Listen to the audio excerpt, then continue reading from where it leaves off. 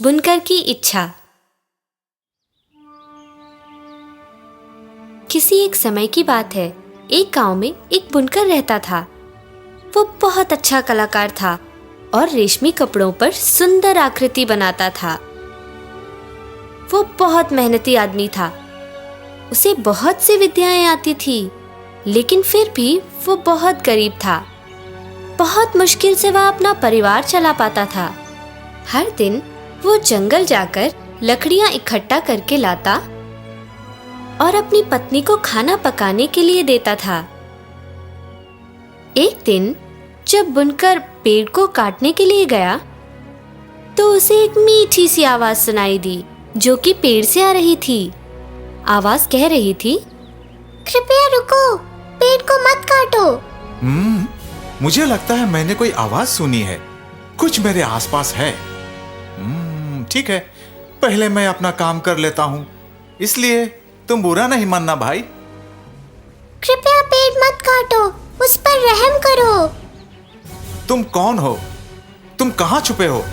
मेरे सामने आओ और जो कहना है कहो।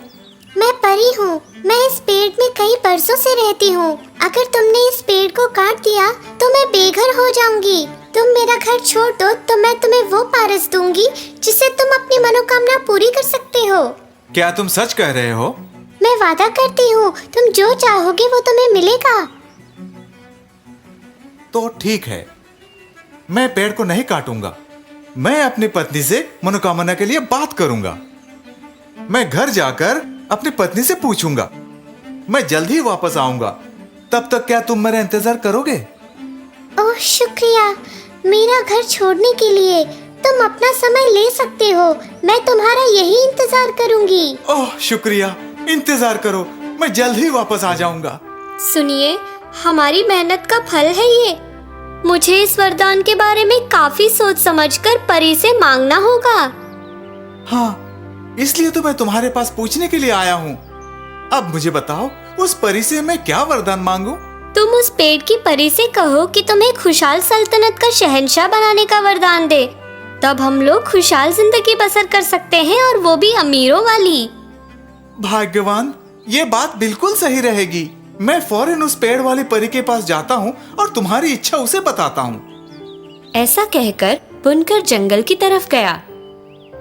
रास्ते में वह अपने दोस्त से मिला, जो एक नाई था।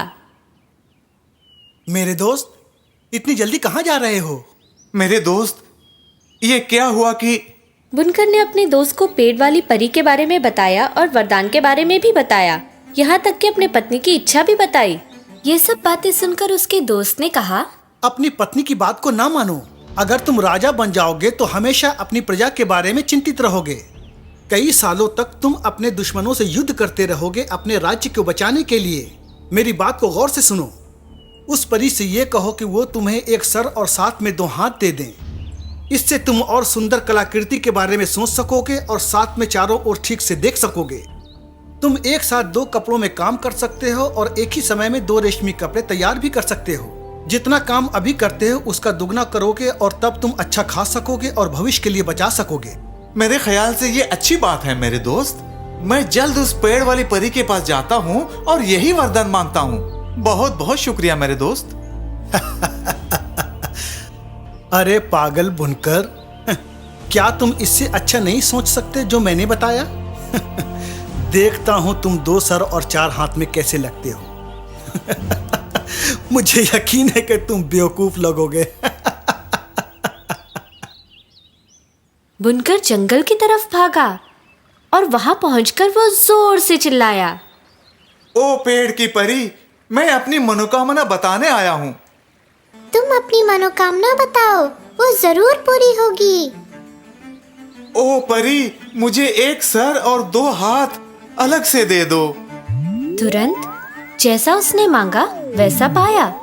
अब उसके 4 हाथ और 2 सर हो गए। वो बहुत खुश था। वो अपने गांव की तरफ तेजी से दौड़ा। वो ये बात अपनी पत्नी को फौरन बताना चाहता था। गांव के रास्ते में ही आने जाने वालों ने उसे देखा। वे आश्चर्यचकित और डरे हुए नजर से उसे देख रहे थे। जो बच्चे वहां खेल रहे थे वो भी डर कर घर भागे।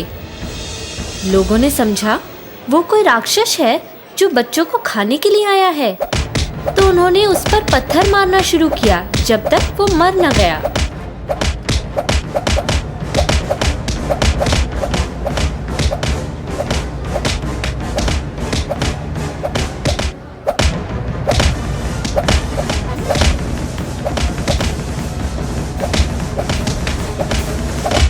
उसका वरदान उचित नहीं था, जिसकी वजह से उसे मृत्यु प्राप्त हुई।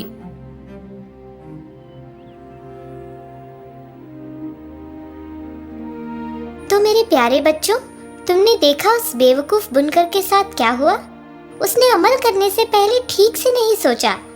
तो कुछ भी करने से पहले उसके बारे में ठीक से सोच लेना चाहिए। क्यों, मैंने ठीक कहा ना?